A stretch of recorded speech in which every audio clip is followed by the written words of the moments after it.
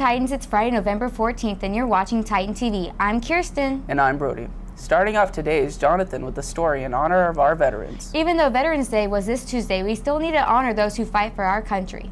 Sacrifices were made for the greater good as service members and veterans who risked their lives return home realize that the battle has just begun. CHS graduate Daniel Bratton recently returned home from a year-long tour in Afghanistan. He, as well as many other service members, faced adversity when adapting back to civilian life. There was a lot of stress with being deployed, especially, on the days that we would be attacked, we'd get shot at, we'd have all that stuff happen to us. We'd have to go back and do some things that, really aren't that great to talk about. And I know that for a lot of people, a lot of veterans, that it's hard to readjust. And as I stated before, the readjustment issue back home,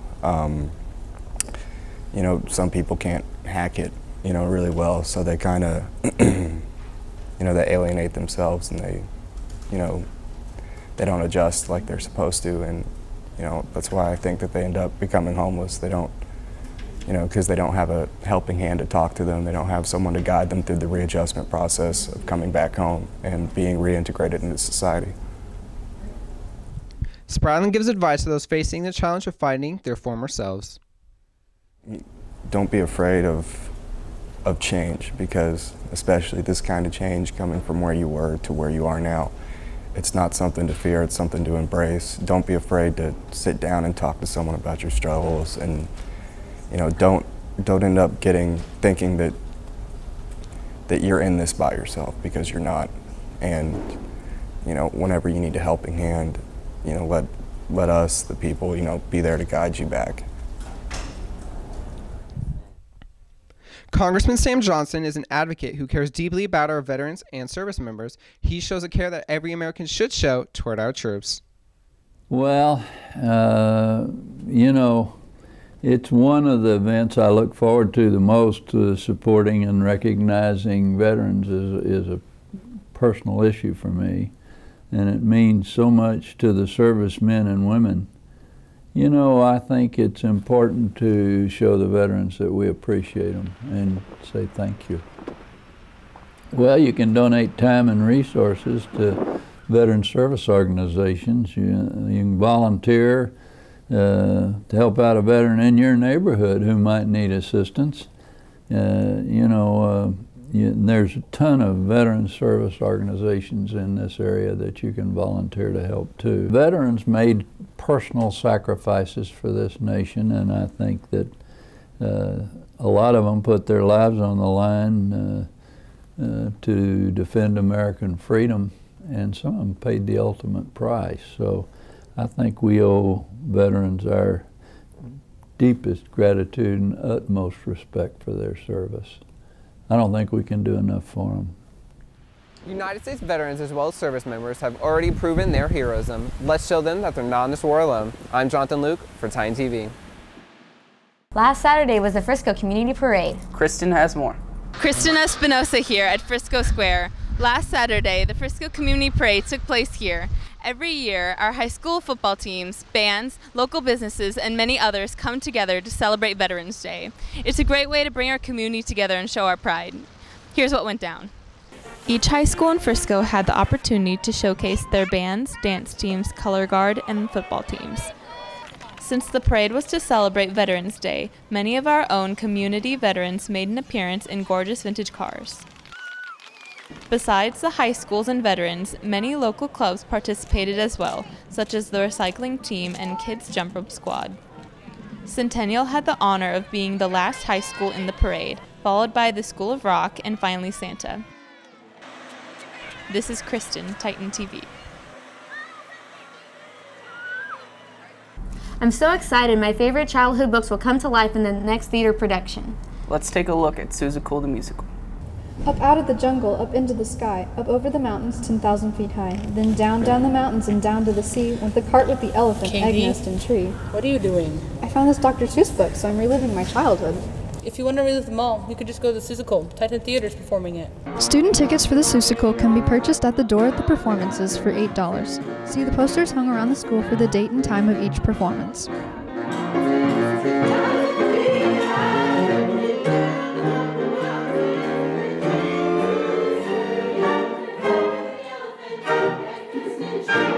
need to take the time to acknowledge a rarity in one of our programs within Centennial High School. Jason Zhu, a 9th grader, has placed second in All-State for orchestra with the piano.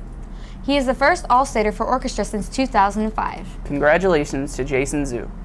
Now here's Mitchell with your sports update. Hey Titans, I'm Mitchell with your sports update. Football took on the Colony last Friday in the last district game of the year. It was a tight game with both sides playing their best, but unfortunately our Titans came up short 34-33. Come show your support for our football team as we take on Wiley in the first playoff game of the season.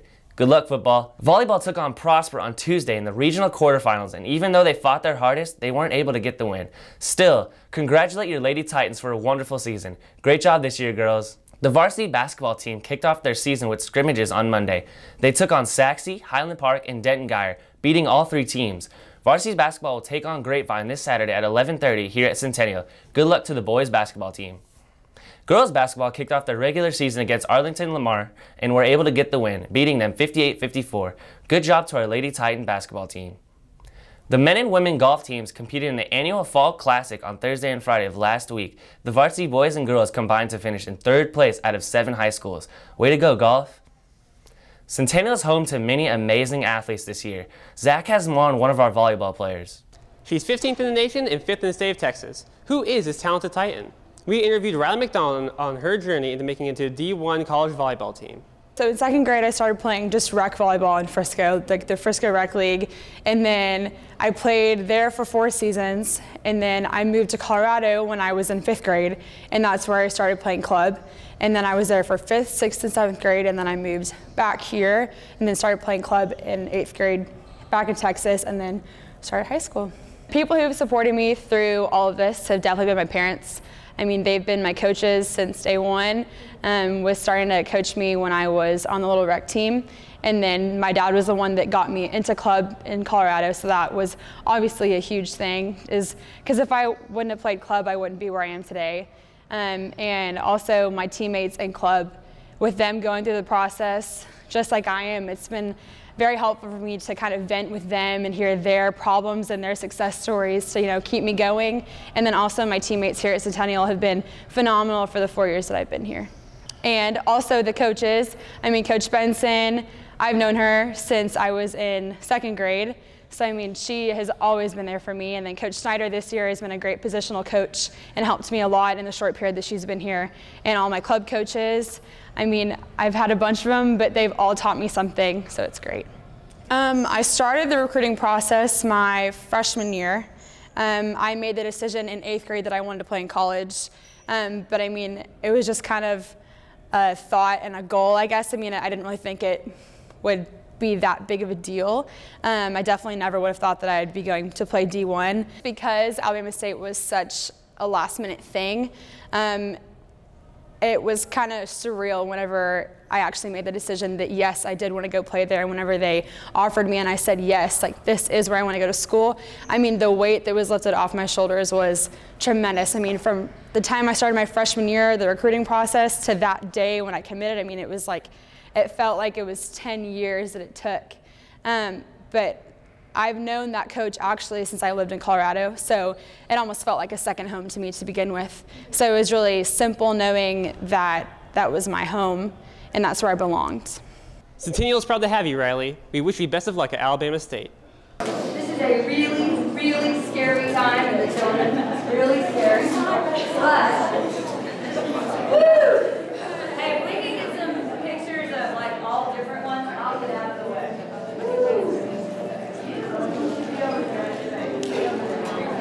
I don't know. Maybe not. Yeah. Thank you for going up. Okay, all right.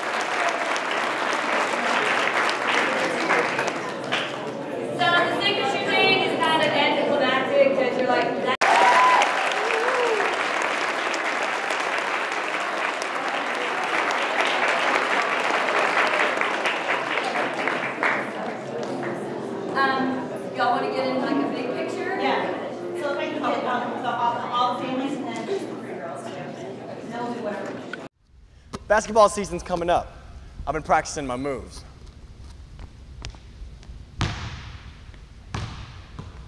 Okay, maybe we should let the professionals do this.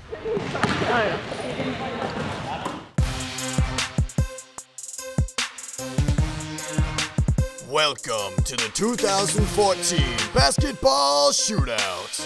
Begin!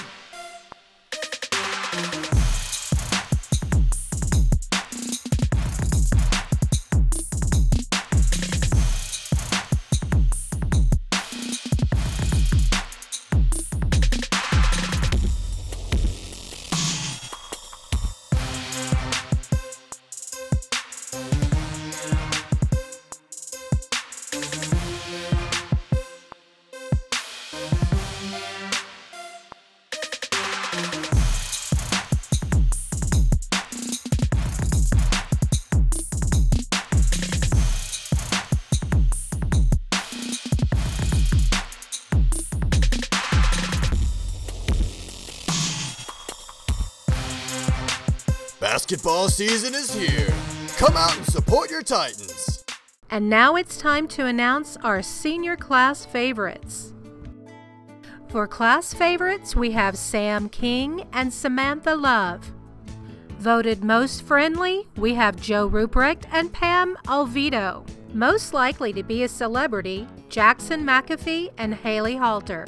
Most likely to be on Saturday Night Live are Cameron Smith and Carly Sewer. Most spirited, Joe Ruprecht and Allison McGraw. Most likely to become millionaires, Bill Kim, Sarah Al-Shalash. Most likely to be Olympians, Devin McCord and Micaiah White. Congratulations to all our senior class favorites. That's all for this week, Titans. I'm Brody. And I'm Kirsten. Have a marvelous weekend.